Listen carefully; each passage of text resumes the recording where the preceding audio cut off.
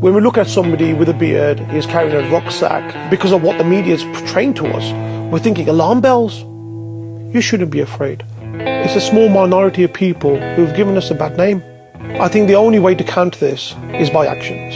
To lead by example. Don't just say you're a Muslim, show you're a Muslim.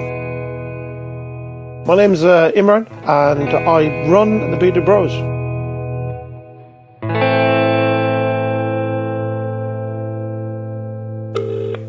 Hello. Hi John T, I'm one of the senior assessors here. I've just got your claim in front of me. You've not had any food since when? I lost it like 4 days ago. I had a tin of beans. My stomach's hurting, I've got banging headache. I can understand if you haven't eaten in 4 days, my friend. Yeah, it's struggling, man. I can imagine. I think you are going to need about 4 bags of food to take you over for 7 days. And also, what I'm going to drop in there for you as well, we've got some chicken as well. So you've got some food. That's wicked. No problem. That's no problem whatsoever. Thank you for your help. You're more than welcome, sir. You're more than welcome. And you know where we are in case you ever need us in the future. A really big inspiration for myself was a saying from the Prophet, peace be upon him. Regardless of how many times you give in charity, regardless of how many times you've prayed, regardless of how good you are, if your neighbor has gone to bed hungry and you are not concerned, you are not even a Muslim.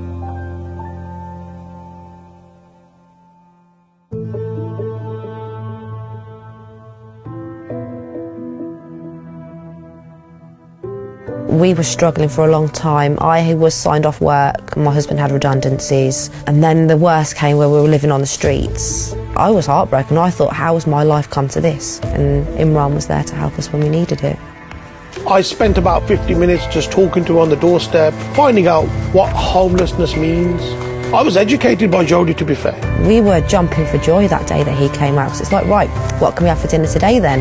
Even just sit down and have a cup of coffee. It was really nice, especially to know that someone out there was caring, even though they didn't know you. They're like, I don't care, here's food. And then 6 months ago, she approached us and said, I'm back on my feet. Can I volunteer for the food bank? And we can't get rid of her now.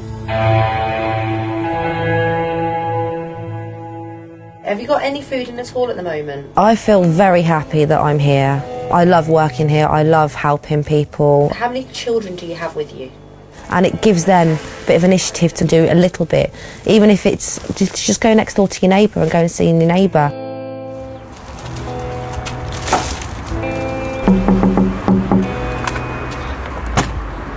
John T, hello, nice to meet you. You okay for the food bank? Yeah. Got your emergency food here? Wicked, thank you very much. And one more. Your frozen chicken, okay? Wicked, take care of yourself. Thank you. Nobody's ever said to us, no, I'm not going to take your help because you're a Muslim. Or they've never refused food because we've got a beard. I think on the contrary. We've never had hate.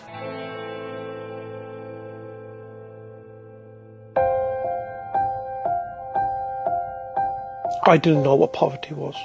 The whole experience of the food bank and listening to people's circumstances and their pleas has definitely humbled me. We bring a lot more than food. It's a bigger message of love. And if we can leave a legacy behind that made communities come together, I think this would be our main objective.